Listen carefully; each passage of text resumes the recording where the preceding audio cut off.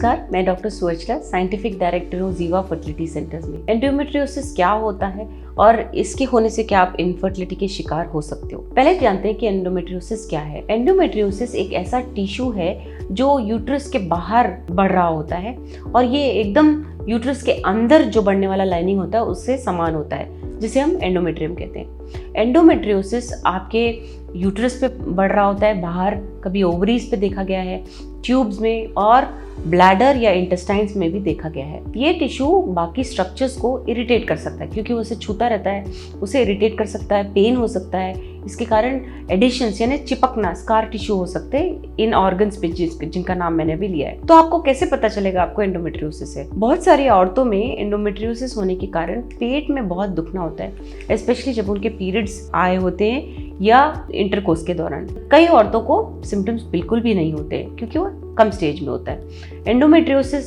जरूर आपको प्रेग्नेंट करने में हानिकारक सिद्ध हो सकता है। 30% से 50% इनफर्टाइल वुमेन यानी कि जिनके बच्चे नहीं हो रहे थे उनमें एंडोमेट्रियोसिस देखा गया है। ये एंडोमेट्रियोसिस समटाइम्स कभी कभी ओवरी में भी बढ़ता हुआ देखा गया है और ये एक सिस्ट यानी कि एक बलून जैसा बढ़ रहा होता है जिसे एंडोमेट्रियोमा कहते हैं और ये अल्ट्रासाउंड में देखने में आ सकता है।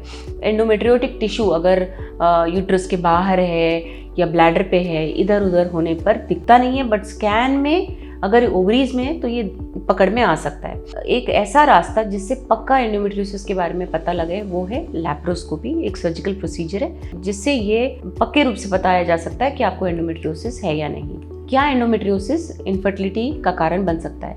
हाँ, एंडोमेट्रियोसिस होने से थोड़ा मुश्किल हो सकता है प्रेगनेंसी में।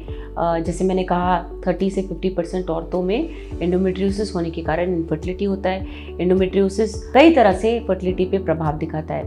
ये आपके एनाटॉमी को डिस्टॉर्ट कर सकते हैं, यानी कि अंदर जो पेल्विस है, जो आपके यूट्रस है, ओवरीज, फैलोपियन ट्यूब्स, इन सब के जिसको जहाँ रहना चाहिए वहाँ ना रहते हुए यहाँ वहाँ चिपकाने के चांसेस हो सकते हैं या उसके आकार को बिगाड़ने के चांसेस हो सकते हैं। एडिशंस यानी चिपकना, स्कार हो सकता है, ट्यूब्स में स्कारिंग हो सकता है, सूजन हो सकता है पेल्विक एरियाज में यानी कि पेट के जो भी ऑर्गन्स हैं उनमें सूजन हो सकता है। ये जो इम्यून सिस्टम है यानी कि जो हार्मोन्स रिलीज होते हैं उनमें भी असर दिखा सकता है।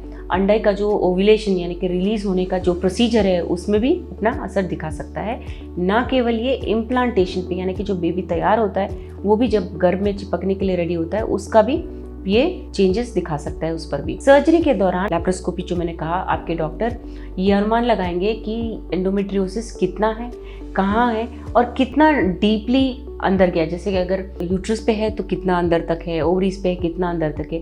इसके मुताबिक एक स्कोरिंग दिया जाएगा, जैसे कि एक रेटिंग दिया जाएगा। ये स्कोरिंग पता लगाएगा कि आप कितना सीरियस है एंडोमेट्रियोसिस। अगर ये बहुत कम है, जैसे मिनिमल कहते हैं उसे स्टेज 1 कहते हैं, माइल्ड है तो स्टेज 2, मॉडरेट है तो स्टेज 3, सिवियर रहा तो स्टेज 4। ये स्कोरिंग सिस्टम आपके प्रेगनेंसी का अनुमान भी लगा सकता है। अगर सिवियर रहा स्टेज 4 एंडोमेट्रियोसिस जो काफ़ी हद तक ट्यूब्स को ब्लॉक कर सकता है, ओवरीज को डैमेज कर सकता है, इन औरतों में ये देखा गया है कि प्रेगनेंसी आने में बहुत दिक्कत होती है। बहुत ज़्यादा बार अक्सर इनको एडवांस्ड फर्टिलिटी ट्रीटमेंट के लिए सलाह दी जाती है, जैसे कि IVF वगैरह। सो ये एंडोमेट्रियोसिस ट्रीट कैसे करते हैं देखते हैं। एंडोमेट्रियोसिस के लिए फीमेल हार्मोन ईस्ट्रोजन का रहना बहुत ज़रूरी है।